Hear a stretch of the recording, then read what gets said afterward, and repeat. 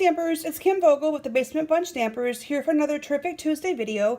And today I'm going to share with you a really fun bundle that is slowly becoming one of my favorite bundles in the new annual catalog. This bundle is called Pop of Petals, and it includes a stamp set that you can either get in clear mount or in wood mount, and a coordinating punch for the flowers. This bundle sells for $36 clear mount, $43 wood mount. I do a lot of my stamps in the clear mount, and I will tell you that I feel that that $36 is an amazing deal to get both of the punch and the stamp set. It is 10% off by buying them as a bundle. And the card that I'm going to showcase for you today uses a couple of my new favorite color combination, actually. And it is the Coastal Cabana and the Flirty Flamingo. Isn't that a beautiful card? Now, if you haven't joined my mailing list yet, I encourage you to do so at kimsbasementbunch.com. I do free tutorials on Fridays, and I also do Tuesday videos and also Facebook Lives. If you search for Kim Vogel's Basement Bunch Stampers on Facebook and ask to join my group, I'd love to have you be part of my Touch Base Thursdays as well. But again, this is my favorite color combination, and I'm going to show you how I made this card and an easy way. I know a lot of times people struggle with how to line up the different images with the punch, because it has to be done in just a certain way. And I'm going to show you a little tip and trick that I've learned on how to get that to line up without having to try to guess and figure it out by putting the punch in and just kind of going by guessing at it. So let's go ahead and get started. I used the Coastal Cabana cardstock as my card base, and I have one cut here in advance. This is cut 5.5 by 8.5, and I'm going to fold this at 4 1/4, just fold it in half. You could also score it. I was in a little bit of a hurry today to get this video done for you, so I didn't take the time to actually score that. I then have a piece of Flirty Flamingo. This is cut at 5 1/4 by 4. And then I have a piece of Very Vanilla. I love the Very Vanilla with these two colors. I feel it's just very elegant looking and just beautiful. This is cut 5 by 3 3/4. And then I embossed this with the brand new Climbing Vines embossing folder. This embossing folder I think is a really good match for it, because if you look at the stamp set, there's an image that kind of coordinates with it as well. This image right here kind of looks similar to the vine on this embossing folder.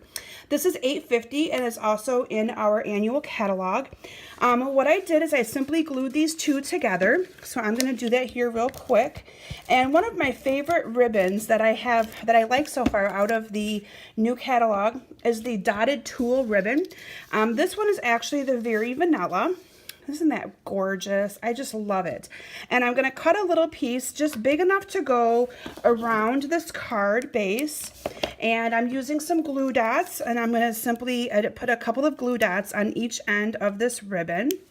And then I'm going to glue this around like so. And this is kind of my little cheating method on how I do my bows. Most of you that come to my classes or have watched my videos in the past, you probably have already learned this, but I love it. It's a really neat little way to make it look like I went all the way around this card and tied the most perfect bow when actually I didn't. So I just slipped that piece underneath there, and I'm just going to tie it on to the piece there that I did in advance, putting it around there. And then I'm just going to snip these at an angle. Look how cute that is. Okay, so now I'm going to show you how I created these little flowers. And I want to show you how I kind of lined them up. And then we're going to get back to the card itself here in just a moment. So let me bring in a piece of scrap. This is a piece of Coastal Cabana scrap. And I want to show you the trouble that I know most of my customers have with sometimes stamps and punches that line up. So let's just say, for instance, I'm just going to take a stamp. This is one of the flowers from that stamp set, and I'm just going to punch it here on the bottom, or stamp it there in the bottom, okay? And then what we do is we try to line this up, and you can see that it really doesn't. Okay, so then you have to kind of go this way. Does it line up that way? And you're kind of constantly trying to figure out which way it lines up the best. I want to share with you a tip that I learned and how I figure out how to do that right out of the gate without having to play guess, a guessing game. Let me clean off the stamp and I'm going to show you. So, and I don't put my stickers on my stamps. I find that they stick better to my clear blocks without that. But I'm going to put this down here on my paper, and I'm going to bring in my punch. So if I was going to be stamping this, I'm going to be putting this piece of paper then inside of this punch, and I'm going to be punching it out. So I find it easiest to try to line this up before I put it down onto my piece of paper. So right there you can see it's not going to line up. The flower pieces aren't the right way, nor is it the right way there. And so I just kind of keep going with it until I find the one that I feel is going to line up. And I'm not always right the first time, but there, I feel that is going to be a really good match. Can you see how those corners kind of line up perfectly? And so then I'm going to set this down. And then from there, I'm going to put my block on there. I'm going to go into my Coastal Cabana ink. And I need to re-ink this, so it might not stamp the greatest. I'm going to stamp my flower. And now I'm going to bring my punch in here and look at how it lines up perfectly without having to guess. And again, it's just a little tip that I have learned through the years of doing this. It's just so much easier to, again, you want to use the back of the stamp and just kind of line it up. And that way you know it's going to work the right way. Another tip is you do not want to stamp too far up, because if you stamp too far up, the punch is not going to be able to get in there to punch it out. So you really want to kind of punch near the edge. And again, it's a good use of your cardstock pieces by doing that, because you can actually get 2 rows of flowers out of this one scrap. So from there, I hope you enjoyed that tip, because again, I feel that that's a really time-saving tip that I found to be very useful. So from there, what I did is I adhered this mat of the Flirty Flamingo and the Berry Vanilla onto my piece of cardstock. And from here, I just went ahead and I layered my flowers onto there. So let me find my flowers. I've done a couple in advance, and you can see that they're right here. And so what I did is I used, this is just stamping color on color. So I used the Flirty Flamingo ink onto a piece of the Flirty Flamingo cardstock. Same with the Coastal Cabana. Then I did one in Coastal Cabana ink onto the vanilla. Okay, and then I used our leaf punch. Our leaf punch is $16, and I think this leaf punch pairs really nicely with this Pop of Petals bundle. It adds a nice little embellishment there without having to do too much work other than just punching. And so from there, we're simply going to layer this card together. I started with some of the leaves that I have pre-cut out, and I am simply going to adhere these down. I'm using a couple of glue dots. I find that that was kind of the simplest method for me to do. So I'm just going to kind of adhere one down up here. And then I'm going to take the other one and glue it down here on the bottom. And then I can just kind of layer my 3 different flowers accordingly, however I would like to, around the rest of this.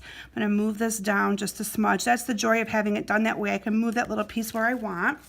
Now what I did is I used a bone folder and I kind of curled these little edges up just a little bit, and so that's what I'm going to do. I'm going to just take my bone folder and I'm going to curl just as if you were just going to give it a little bit of a you know, slide of the twitch of the with the bone folder. So I'm just going to kind of curl all of these edges just a little bit, and I'm doing that just to add a little bit of dimension to this card. And then I adhered these on with some Stampin' Dimensionals. So let me go ahead and get some dimensionals on the backs of these. And again, if you have not been following me on Facebook, please go out and find me, Kim Vogel's Basement Bunch Stampers. And I have a group and a page, and I am live in my group every Thursday night. There are a couple nights that I won't be able to be live as I'll be on vacation this summer with my family, but I'm sure most of you will understand that. But I do encourage you to be part of that group, and I also offer some online classes as well. So again, I would love to have all of you come and check me out there. The more the merrier. I really love sharing what I love, which is my love of Stampin' Up! With everybody.